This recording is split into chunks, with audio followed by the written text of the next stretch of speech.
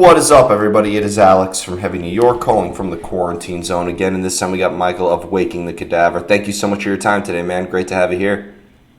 Oh, thanks so much, man. Thanks for having me. Yep, it's so awesome to have you here. I was really excited to do this interview with you, especially because, it's been 7 years since we got the last Waking the Cadaver album, Real Life Death. So we'll just get this question out of the way right now. Could we be expecting some new music fairly soon? Absolutely. The music's all written.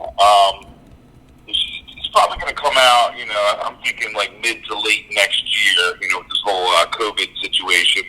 But yeah, it's all done. It's in the works right now. Awesome. Could this maybe, this time of isolation and all this time of uncertainty actually maybe have influenced the songwriting process in a way? If anything, it just kind of helped me get my ass in gear. If anything, it just it gave me a lot of time to focus on it. I don't know if it necessarily influenced any of the music necessarily. Okay. But could we be expecting maybe like picking up where you left off after Real Life Death, or do you think that you're going to like maybe experiment a little bit and try something new for Waking the Cadaver? You're going to definitely hear some improvements, I think. Okay. Well, I thought like when it came to like death metal and you look at like Beyond Cops, Beyond God, and Real Life Death, and like everything in your catalog, I feel like there does demonstrate like technical evolution in it as well. So I feel like I've always thought that like evolution was very prevalent through the Waking the Cadaver's discography. Yeah, I agree. I kind of think we lost our way a little bit too, because Waking the Cadaver is kind of known to be like, dumb, heavy riffs. And we were kind of getting, a little fancy schmancy, in Waking the Cadaver standards. So I think the new stuff's going to be a great balance of that. You're going to hear a lot more heavier slam stuff than we did on the last album, but it's also going to be pushing the technical aspects a little bit more as well. Yeah, I feel like the best way I was describing your music was almost like tech slam in a way, because I feel like you have like a great technical death metal element behind it, but then you also allow like the chaotic element to really bring in that sort of slam vibe behind it. Oh, thanks, man. That's what I'm going for. Yep. Do you ever like when it came to the 3 albums that you put out? Did you ever like go into it with like a preconceived idea of how you wanted it to sound, or was there kind of like a lot of improvising and like a lot of trial and error? Well, I joined the band on the second album. So, and when I joined the band, they kind of told me the direction they wanted to go. They said they wanted to be a lot different than the first album. They wanted to, write more hardcore-ish riffs. And so I kind of went with that idea on the second album, Beyond Cops, Beyond God. And, that was kind of hard for me because I never really wrote that style so much. But then on the third album, Real Life Death, I was allowed to interject a lot of my influence. So I knew going into that album that I was going to try and touch on all bases. Throw some grindcore riffs in there, throw a little bit of technical death metal in there, old school stuff, and then just straight up brutal death metal and slam. So yeah. I'm sorry. Oh no, you were saying? I was just saying. Yeah. So going into Real Life Death, I definitely had an idea. I just want to mix everything I like and put it into one. I think I'm doing the same thing with this new album that's going to come out as well. Yeah, and not to mention, I know that this new album is going to feature Tim, Matt, and Mike as well, right? Their first addition to the band, so I'd imagine that they also bring in some newer elements to Waking the Cadaver as well, right? Yeah, for sure. Well, Matt's no longer in the band. Matt, unfortunately, he got in a pretty bad car accident. I mean, he's okay, but it's kind of hindered his ability to play drums. Oh, wow. So he's no longer with us.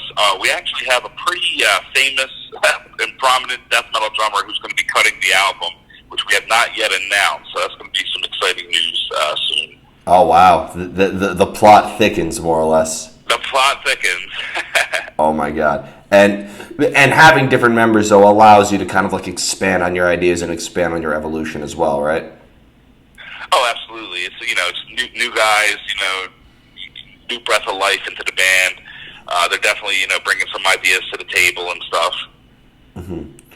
Yeah, I'm really excited to when can you at least give us a time frame on when we're getting a new single or something like that, or is just none of that's allowed to be heard at the moment? I don't know for sure. The drums should be finished in November. I know we're going to do guitars and bass in January. hoping to have the vocals done in like March. So I'm thinking you're gonna get a single. I would imagine by May. Okay. So we just have to wait a little bit longer. It's all good. A little bit longer. It's been 7 years, and it was a couple more months, you know? Yeah, exactly. I mean, all we could do right now is wait. So what's one more thing that we have to wait for at this point, right? No, seriously, man. It's crazy. Yeah. And like kind of like when you like look at like I'll give you an example because I feel like that like your music is consistently relentless as well. Like, you know, when you go on a Real Life Death and, you know, just opening up with Insult to Injury and then ending with Life Lesson on the last album, like, I feel like, because there also is an element of consistency in it. So being that, you know, you're working on your third contribution, Awakening the Cadaver, is there also maybe kind of like a formula that you have or maybe like a go-to mode in a way? You know, I guess like just the way I write is kind of like, I guess that's like my go-to thing. I kind of just like, wherever the riffs go, you know, I know that I want to, you know, with Waking the Cadaver, when I write, I always know, like, that there's got to be a slam. You know, there's got to be the mosh part, you know. There's going to be a bunch of mosh parts and then the mosh part. So it's just a matter of getting to there. That's my formula. So, you know, it may start off chaotic and brutal, it may start off groovy, but it's all going to lead up to the mosh part. That's kind of how I write for the band, at least. You want something that's going to make you mosh in a way, right? Oh, exactly. Yeah, totally. Yep. And like when it comes to like getting inspired to write, like how do you know? Like, does that feeling kind of like come out of nowhere for you, or do you kind of like know how? Like, is there kind of like a usual path that you take to achieve that? You know, really, like, you know, the last few years now, like, if I sit down and say, hey, I want to write something, I'm going to write something, you know. I don't really feel like I need to be, like, struck by creativity. Of course, there's those moments. But really, if I sit down and say, I want to write some riffs that I want to use for the band, you know, it usually comes to me pretty quickly. Okay. So you kind of have, like, the best of both worlds where there is almost kind of like an experimental process, but then there's also kind of like a formula that you also have to work with to sort of like keep you grounded, right? Oh, for sure, yeah. Yeah, because I don't think you want to go too experimental. I don't think we'll get like no. Yeah, we're not going to get any ballads from Waking the Cadaver anytime soon. No, not at all. No, this new one's going to be nasty as hell, man. I promise you that. Oh, I cannot wait for that. Now, do you have like a theoretical background to know what you're achieving? Like, do you know like what scale and chord progression and mode you're working off of, or are you more on the self-taught side? Well, I'm definitely self-taught. To be honest with you, I can't like name one scale and play it. But the last few years, and I applied this to Waking the Cadaver's new songs, I kind of just like pick a random scale. Like I don't even know what it is, and then I just try to use those notes. And it's kind of like just changed my writing a little bit compared to, you know, before I would just like sit there for hours trying to figure out like what the next note should be. Now I'm just like looking at scales and, you know, like I still don't know what the hell I'm playing, but I know that they're notes from a scale, if that makes any sense. Yeah, everything you know you learned by accident. Yeah, pretty much. You want to know a trick to remember Dorian, Phrygian, Mixolydian, all that? I learned that from my guitar teacher. What's this? I don't particularly like midgets attacking ladies. I don't particularly like midgets attacking ladies, huh? Yeah, that's how you remember Ionian, Dorian, Phrygian, Mixolydian, or Lydian, Mixolydian, Aeolian, Locrian. That's funny, man. I can't play any of those to save my life, but I remembered all those scale modes because of that. Now, I know that like that Waking the Cadaver does have kind of like usual concepts that are addressed. You know, you have like elements of like anti-religion and, you know, like really like gruesome subject matters as well. Has there ever been a time where maybe like Don like approached you with like a lyrical concept and that maybe helped determine the outcome of the music in a way? Well, usually the music's written first before the lyrics are written. At this time, we're kind of, you know, we're changing up the lyrics a little bit. Like on the first album, it was like your typical like misogynistic death metal lyrics. So we kind of strayed away from that. You know, we don't really want to think about that kind of shit anymore. Then the second album was more like tongue in cheek. You know, we kind of went in there, kind of, you know, being a little funny about it. And then Real Life Death was a little bit more personal on Don's end. He was getting a lot of his aggression out. I think this new album, though, it's a very self-aware album as far as the lyrics go. So we know what people expect from us, and it's going to be, some of it's definitely tongue-in-cheek, and some of it's definitely serious, but it's going to be more gory. We're focusing more on gore this time around. Our mission statement for this album, we're slamming gore groove. We gotta write about gore,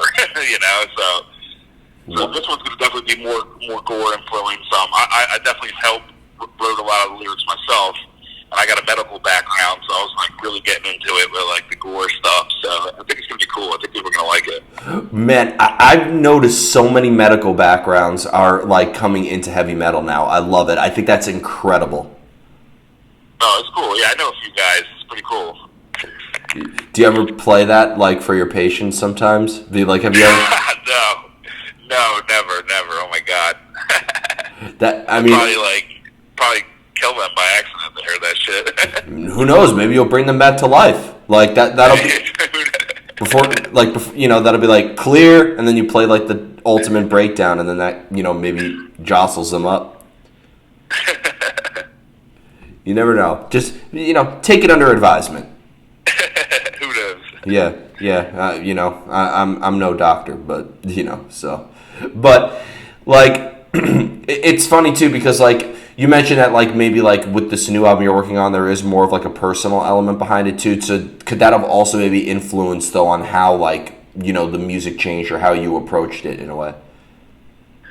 No, I think it's just kind of just trying to put out the best Wake of the Cadaver album. Like I said, it's very self-aware, this album. We know what we are. We know what people think of us, good and bad.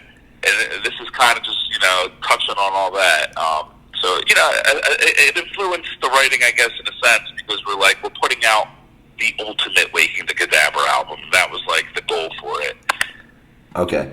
But it'll still have elements that, we heard on Beyond Cops, Beyond God, or Real Life Death, or any of that, right? Oh, you're going to hear everything that the band's done before.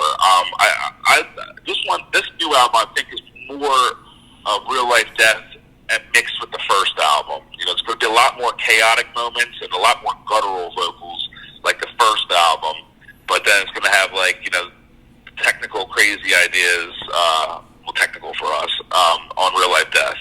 Yeah. It's funny because you're labeled as slam, and slam is a genre that I've been trying to analyze more because I feel slam has pretty much all, if most if not all of the elements of what we hear in a deathcore band. So is there a difference between slam and deathcore in a way? Yeah, absolutely. Slam to me, slam is your devourment and internal bleeding. It's the mosh heavy groove riffs, in death metal. Deathcore is definitely more metalcore influenced for sure. So it definitely, it's deathcore is typically, is more overproduced sounding. There's plenty of overproduced slam bands. And yeah, deathcore, deathcore's a lot of times got that, at least the older deathcore bands, they got that mellow death kind of guitar playing going on too. And then they have the metalcore breakdowns, whereas traditional slam is just meaty death metal riffs and old school death metal slams. Mm-hmm. Week of the Cadavers definitely had elements of both. So I understand that we get lumped into the slam category and the deathcore category. Yeah, I could easily see you doing a tour with Dying Fetus or Disentomb, but I could also what? Oh, we actually did our last tour was Dying Fetus and Exhumed, right? Yeah, that was before we broke up. Yeah, I could have sworn I was there. I could be wrong, though. But, playing with, a Dying Fetus, but I could also see you do a tour with a band like Suicide Silence or Whitechapel or something like that. Oh, absolutely, yeah. We can kind of fit in both styles there pretty easily, I think. Yeah. The fans, we got the fans from the brutal death metal side, and then we also got, the deathcore fans like us as well. Have you would you say that maybe slam also has maybe a little bit more hardcore influence as well? Well, for sure. There's so many different variations of slam. It's funny for such a pretty minimalistic genre. You got your hardcore hardcore influence slam, like to be like that's like the internal bleeding sound, and then you got your ultra brutal style slam like the Bowerman. Now nowadays there's all these like kind of like beat down hardcore bands that are identifying as slam too. So yeah, there's definitely more of a hardcore vibe in that style for sure. Yeah, it's funny too because I've noticed that for some bizarre reason that I never figured out, but like a lot of hardcore people don't like metal, but it almost seems like a lot of slam bands were like hardcore kids' gateway into heavier stuff. Oh, for sure. Especially nowadays too, man. A lot more people are more open minded. I know a lot more younger death metal guys getting into hardcore and vice versa. And I feel like when Waken kind of started getting popular the last couple of years, like popular again. I see a lot of kids from the hardcore background getting into us. They started off listening to, like Zabalba and Nails and stuff, and then they kind of discovered, slam, and it's kind of cool to see that, it's not as separated anymore. Yeah. At what point in the songwriting process do you feel like you've had enough, though, and you said everything that you had to say? Because I've always thought that one of the hardest things for an artist is knowing when the song is finished. So at what point, how do you know when to, like, lay it down and say that it's done? Ooh, that's a tough one, man, because I beat myself to death sometimes. How am I going to end this, It's funny, me and my friend were talking. One of my biggest problems, especially writing for Weekly Cadaver, is like I always end it on the mosh part, like on a mosh part. So like I kind of like if I can make it like 2.5 to 3 minutes, and then I can end it on a mosh part, it's usually pretty cool. Then I'll put it down, But I don't know. It's tricky. It's tricky to say that for sure. It kind of just happens, I guess. Could maybe any of your other prior projects for any of the members, because I know that your vocalist also sings in Hate Diplomacy, and I know that you've played with a fair share of bands as well. Like, do you almost feel that maybe like your other projects maybe help influence Waking the Cadaver as well? Yeah, I would think so, and vice versa. Me and Michael, the bass player of Waking the Cadaver, we play in a grindcore power violence hardcore band called Ground, where it's more punky. But on the new Waken album, there's a couple little punk elements that pop in and out there. And then in our band Ground, we definitely have a lot of like slammy stuff too, which kind of comes from my influence from playing with Waken the Cadaver. So there's definitely like a sharing of ideas between the bands. Do you almost have to like switch mind frames in order to like play with multiple bands, or is there kind of like a usual method behind the madness that like applies to everything? It's hard sometimes, like sometimes I'll write a riff like, shit, that's so cool, fuck, is that going to be a Waken the Cadaver riff, or is that going to be a Ground riff? I don't know, Usually, I'm thinking about the drumming, how the drumming is going to be is how I decide which riff goes in what band. Because like in the band Ground, it's definitely a lot more punk drumming and like grindcore blast beats. So if I write a riff like that, it's going to go with that band, whereas, if I'm thinking like suffocation style blast beats and stuff like that, it's going to go with Waken the Cadaver. Yeah, it's got to be so hard, especially when you're like, it's not like, one band you're in is, death metal and then the other band is like, smooth jazz. Like, I feel like, I feel like you're all, like, brutality runs in all 5 of your guys' veins. So, like, everything you do is just going to be truly relentless. So, but, you obviously want to experiment and try new things and play with different people. So there almost is kind of like an essence of, like, having to learn new things about yourself depending on who or what you're playing. Oh, absolutely, man. Absolutely. Playing with my other project, Ground, I started that band right before Waking the Cadaver broke up. So that was like a breath of fresh air. I was playing brutal death metal and slam type shit, for so many years, and it was like, hey, this is something different. I gotta apply myself differently here, and that was fun to do. Yeah, and again, now that Waking the Cadaver is back, you have like a clean slate, you experience some new things, so I already know that this album is going to be fucking Well, yeah, it's like going back now, because I've been playing, the grindcore power violence thing for like 8 years now, and now I'm like, it's cool to play brutal death metal again, I kind of like, it took me a while to get my chops back, trying to play some of that stuff. I was like, damn, I kind of forgot how to play like this, and write like this, It's like putting on an old pair of shoes, right? Yeah, pretty much. Yeah. And the final question I wanted to ask you is, being that Waking the Cadaver is in New Jersey, like an East Coast death metal band, and I've said this, I said this on so many interviews before, but I'll always say that the East Coast of the United States will always be the capital of death metal. Like, between, the Tampa, Florida death metal bands to, Dying Fetus in Maryland, Cannibal Corpse coming from New York, Suffocation, Immolation, like you guys. There's so many great death metal bands here. And your scene in Jersey, because you guys are from South Jersey, right? Yes. Yeah. So was there kind of like a scene in South Jersey that you've kind of like affiliated yourself with, or was the goal for Waking the Cadaver was to kind of like go outside your state lines a little bit more? Well, when Waking the Cadaver started, like with the original guys, they were more like a Central Jersey band. So they identified more with the North Jersey type bands. But now, speaking for me personally, growing up in South Jersey, like I always looked up to like Mortal Decay. They were like our hometown heroes. So, but Jersey's such a small place in general. We all get along. Plus, right out, where I live, I'm right outside of Philadelphia, so the Philly scenes had a big impact on me, and then New York obviously has a big impact on us. So just kind of like the whole tri-state area, really, just kind of we tried to align ourselves with that whole movement, I guess. Yeah, but it almost seems like that. I've noticed that, like New York or just the East Coast in general, like really has a great death metal scene where like a lot of great death metal bands have had a lot of great opportunities, but have always stayed true to the underground with like Internal Bleeding and Malignancy and so many other intense, brutal death metal bands and so on and so forth. I feel like you guys really have the great underground charm to it, but you could still like tour with just about any major death metal band at the same time.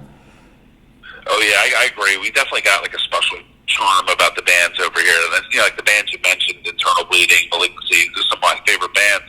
And they've been around for so long, and I was a kid going to their shows, and now I call them my friends. And they're such welcoming guys, and nothing elitist about them. And that to me is a cool thing. It's a special thing. I mean, I'm sure it's like that in other areas too, but I definitely feel it. Growing up in this area. Yeah, would you say that your area of Jersey now, before the world came to an end and all that shit, like that, that there was like a scene in your area at the moment that you were like exploring? Yeah, for sure.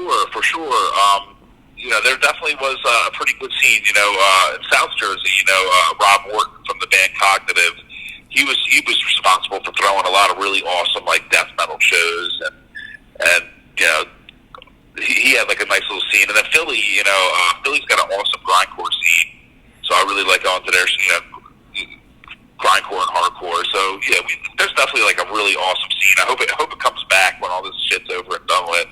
Yeah, Philly grindcore. That actually sounds like a legitimate genre of its own. Yeah, it really is. Yeah, the grind.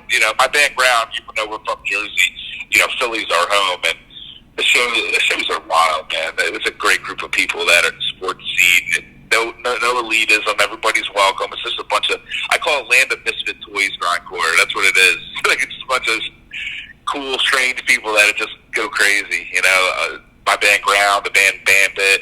It's a newer band called Shotzi. It's just, it's a good group of bands that play Philly. It's cool shit. Yeah, I've always loved Philly's like. Really like I remember being in like Philly for like one day and like just seeing like all these cool venues, all these cool places, meeting all these nice people. So we'll turn anything into a venue there. A car shop, we'll make it a venue. A storage unit, that's a venue for a couple of weeks. Well, that's the whole hardcore charm to it. The best meme I've ever seen in my life, because it's funny because of how true it is like there's a picture of like plywood or like a pallet in the middle of a floor in like a cafeteria, and like hardcore kids be like, this is my favorite venue. Yeah, seriously. It's true, man.